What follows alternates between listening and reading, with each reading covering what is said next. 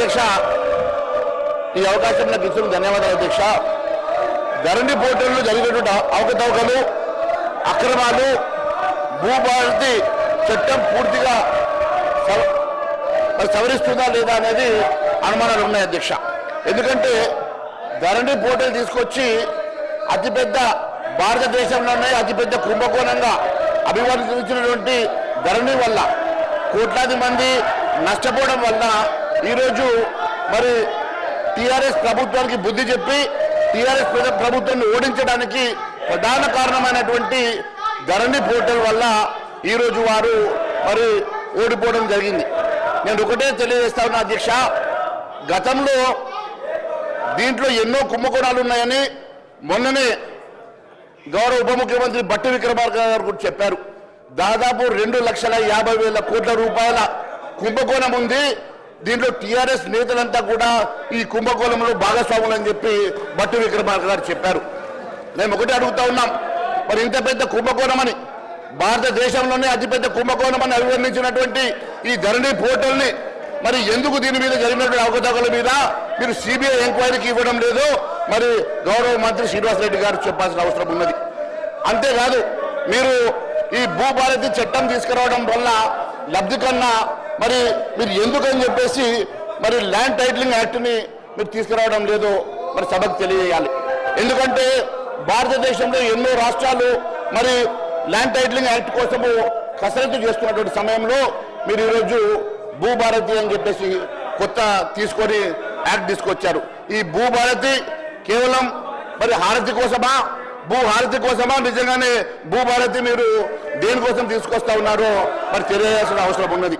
అధ్యక్ష, land titling act ఒకవేళ తీసుకొచ్చినట్లయితే యజమాని చాలా స్వేచ్ఛగా తన ఆస్తులు కాపాడుకోవడానికి ప్రభుత్వమే గ్యారంటీగా ఉంటుంది. కాబట్టి ఒక్కసారి ఆ యాక్ట్ ద్వారా వారికి టైటిల్ వచ్చినట్లయితే వారికి పూర్తిగా ఆ టైటిల్ ద్వారా వారు స్వేచ్ఛగా ఉండొచ్చు.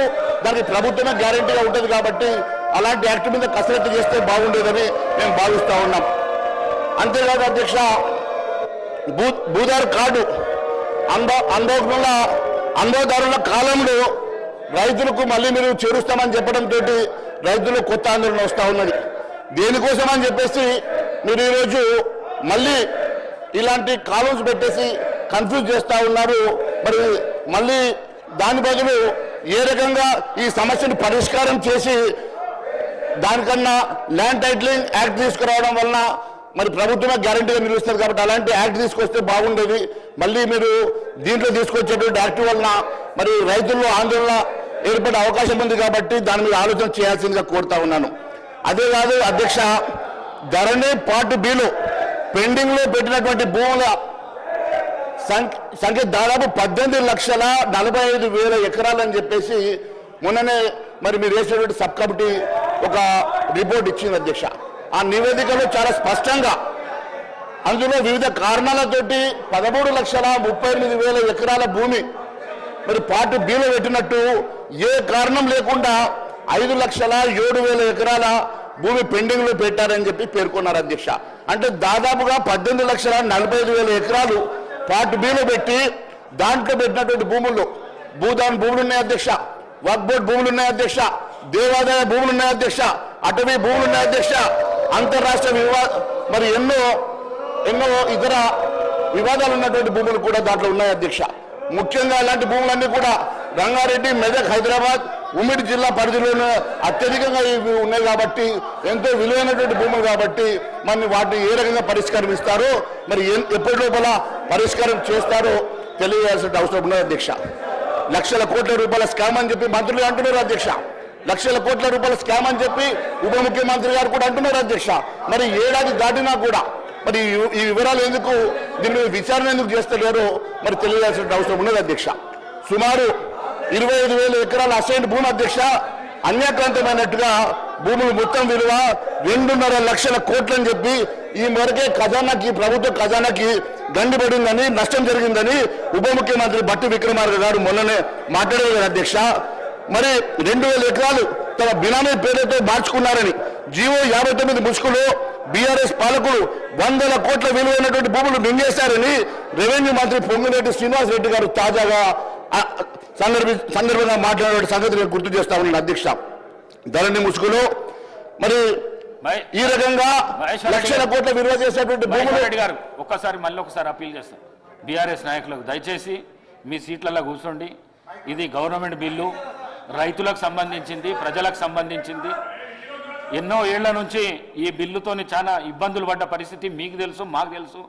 మళ్ళొకసారి నేను మీకు అప్పీల్ చేస్తున్నా, నేను ఇచ్చినప్పుడు మీరు మాట్లాడలేదు, మళ్ళీ సీరియల్ వచ్చినప్పుడు ఇస్తా, మీరు కూర్చోండి. మహేశ్వర్ రెడ్డి గారు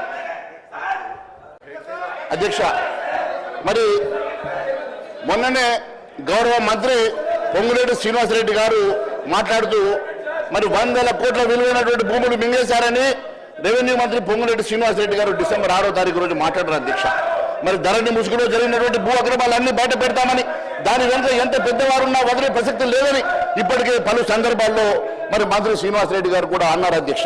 నేను ఒకటి అడుగుతా ఉన్నాను అధ్యక్ష, మరి 1000 ఎకరాల అక్రమమైనటువంటి భూములు, లక్షల కోట్ల స్కాము, బడా బాబుల హస్తం మరి సిబిఐకి ఎందుకని మీరు విచారణకు ఇవ్వడం లేదో మరి ఒక్కసారి తెలియాల్సిన అవసరం ఉన్నది అధ్యక్ష. ఎందుకంటే ధరణి వచ్చాక పార్ట్ బిలో పెట్టిన భూములు ఎన్ని 1000 ఎకరాలు ప్రైవేటు వ్యక్తుల చేతుల్లో వెళ్ళాయో ఆ అంశాల మీద జిల్లా కలెక్టర్ నుంచి ప్రభుత్వానికి ఇదివరకే నివేదికలు వచ్చాయి అధ్యక్ష. బినామీల పేరుతో పెద్ద ఎత్తున భూములు చేతులు మారినట్లు గుర్తించినప్పటికీ అందుకు బాధ్యులైనటువంటి వ్యక్తులపై చట్టపరమైన చర్యలు తీసుకునేందుకు ప్రభుత్వం ఎందుకని ఉపేక్షిస్తున్నది? మంత్రులు ఆరోపణలు బట్టి చూస్తే ధరణి ముసుగులో జరిగిన అక్రమాలు, భూదందా భారతదేశంలోనే అతిపెద్ద ల్యాండ్ స్కామ్ గా అనిపిస్తా ఉన్నది. మరి ఇంత పెద్ద స్కామ్ పై విచారణ జరిపించకుండా కాంగ్రెస్ సర్కార్ ఎందుకు ఉపేక్షిస్తున్నది? దాని వెనుక మతలం ఏమున్నది?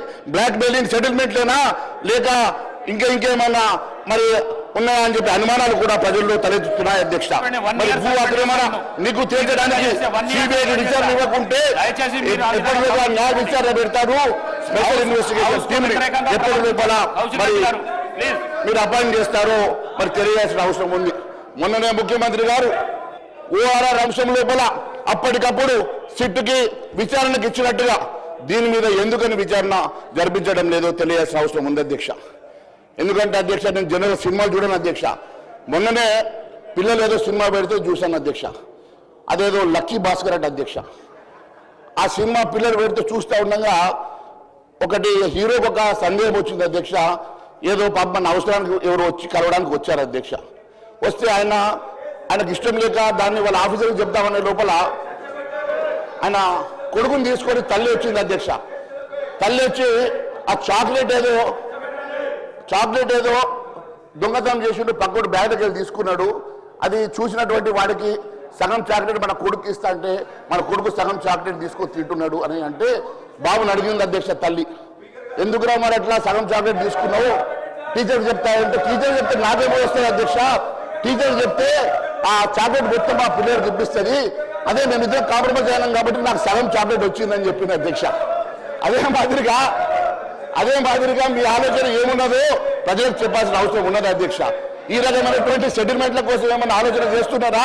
నిజంగానే మీకు చిత్తశుద్ధి ఉంటే దాంట్లో జరిగినటువంటి అవకతవకల మీద మీకు న్యాయ విచారణ జరిపించాలంటే మీరు న్యాయ విచారణ జరిపిస్తారా? లేని పక్షంలో సిబిఐకి ఇస్తారా? లేని పక్షంలో సిట్ వేస్తారా? లేని పక్షంలో ఏ రకమైనటువంటి నిర్ధారణ జరుపుతారో ప్రజానీకానికి చెప్పాల్సిన అవసరం ఉందని తెలియజేస్తా ఉన్నాను అధ్యక్ష. అంతేకాదు అధ్యక్ష, భూభారతి చట్టం ద్వారా ధరణి తప్పిదాలను దిద్దుబాటు ఎప్పటి లోపల చేస్తారు అధ్యక్ష. మరి మీరే చెప్తా ఉన్నారు, ఇన్ని లక్షల ఎకరాల భూమి అన్యాక్రాంతమైందని చెప్పారు కదా అధ్యక్ష. దాని వివరాలు ఎక్కడన్నా బయట పెట్టిండ్రా అధ్యక్ష? మరి ఎంతమంది 20 లక్షల మంది రైతులకు అన్యాయం జరిగిందని చెప్పినటువంటి మరి మంత్రి గారు 20 లక్షల మంది రైతులు ఎవరు? వారి జాబితా ఎందుకు బయట పెట్టలేదు అధ్యక్ష? మరి ఇన్ని లక్షల ఎకరాల భూమి అన్యాక్రాంతమైతే అన్యాక్రాంతమైనటువంటి వివరాలు ఎందుకు మీరు మీ వెబ్సైట్ లో పెట్టడం లేదు అధ్యక్ష? ధరణి వల్ల నష్టపోయిన రైతుల వివరాలు ఎక్కడున్నాయి? వారు ఏడాది కాలం జరిగినా దాని మీద న్యాయ విచారణ జరపలేదు, దాని వివరాలు బయట పెట్టలేదంటే దీని వెనుక ఉన్న మతలం ఏంది అధ్యక్ష? అంతేకాదు అధ్యక్ష, సమగ్ర భూ కవతల సర్వే ఆధారంగా భూ హక్కులు కోల్పోయిన రైతులందరికీ న్యాయం చేస్తామని ఇప్పటి వరకు ఎంతమందికి న్యాయం చేస్తుంది అధ్యక్ష? మీరు ఇచ్చినటువంటి మేనిఫెస్టోలో పెట్టినటువంటి అంశాలే కానీ మీరు మరి అనేక సందర్భాల్లో మాట్లాడినటువంటి అంశాలు కానీ ఏవి కూడా మీరు అటెండ్ చేయకుండా కేవలం మీరు ఏ రకంగా పేరు మార్చి పేరు మార్చి మీరు చేస్తున్నటువంటి మతలబ్ ఏంది? దీనివల్ల రైతులకు జరుగుతున్నటువంటి న్యాయం ఏందో తెలియజేయాల్సిన అవసరం ఉంది అధ్యక్ష. ల్యాండ్ కమిషన్, ల్యాండ్ ట్రిబ్యునల్ ఎప్పటిలో ఏర్పాటు చేస్తారో చెప్పడం లేదు.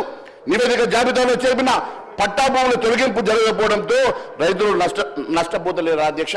అంతేకాదు అధ్యక్ష, నిషేధ జాబితాల్లో ఇప్పటివరకు ఉన్నటువంటి మరి ఎన్ని వేల ఎకరాల భూములు అవన్నిటికీ కూడా మరి ఎప్పటిలో మరి వాటిని సరిచేస్తారు, ఇప్పటివరకు ఎన్ని సరి చేశారో కూడా మీరు చెప్పలేకపోతున్నారు అధ్యక్ష.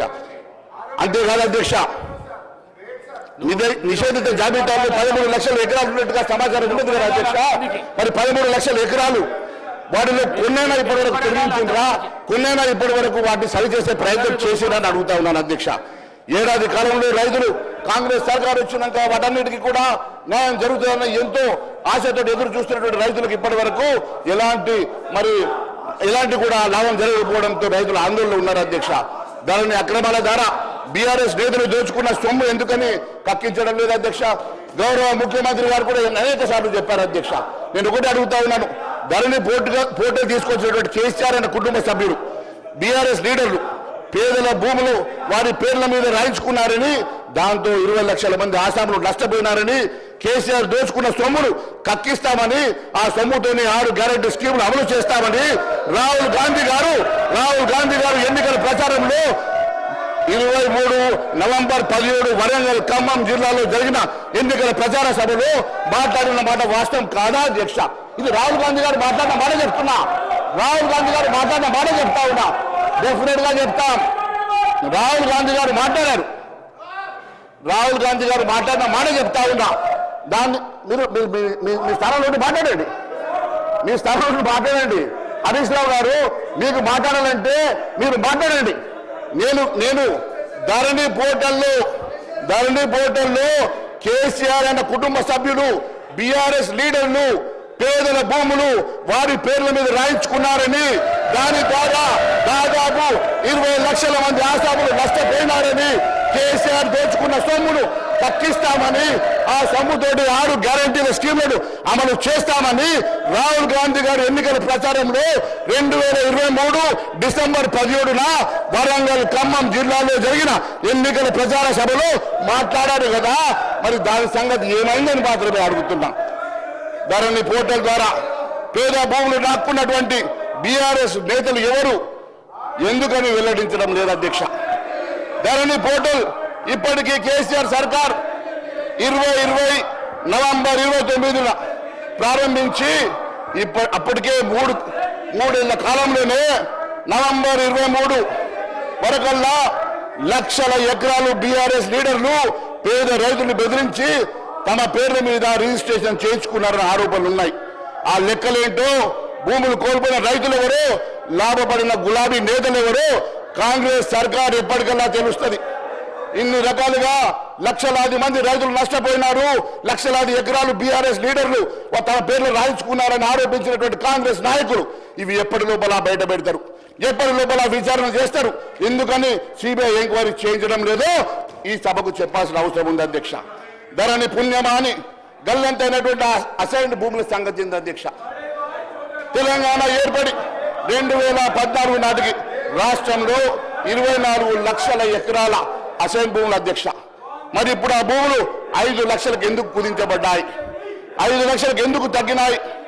అసైన్ భూములను బీఆర్ఎస్ లీడర్లు పేదలను బెదిరించి వారి నుంచి కొనుగోలు చేసి రిజిస్ట్రేషన్ చేసుకున్న వాటి వివరాలు ఎప్పటి లోపల మీరు వెల్లడిస్తారో తెలియజేయాల్సిన అవసరం ఉన్నది అధ్యక్ష. అంతేకాదు అధ్యక్ష, అన్యాక్రాంతమైనటువంటి 2 లక్షల కోట్ల విలువైనటువంటి భూముల సంగతి వివరాలు ఎప్పటి లోపల వెల్లడిస్తారో. మహేశ్వర్ రెడ్డి గారు, ఒక్క 2 నిమిషాలు మళ్ళీ ఒక్కసారి అప్పీల్ చేస్తాను నేను. హరీష్ రావు గారు, మీరు సీనియర్ శాసనసభ్యులు, 21 ఏండ్ల అనుభవం ఉన్నదని మీరు చాలాసార్లు చెప్పారు. మళ్ళీ ఒకసారి మీకు నేను రిక్వెస్ట్ చేస్తున్నా, మీ సీట్లలో మీరు కూర్చోండి. భూభారతి బిల్లు అనేది రైతులకు, ప్రజలకు, ఈ రాష్ట్ర ప్రజలకు మేలు చేసే బిల్లు ఇది. ఆ బిల్లు కోసం మీరు కూర్చోండి. తర్వాత నేను మీతో 3 సార్లు నేను ప్రామిస్ చేసి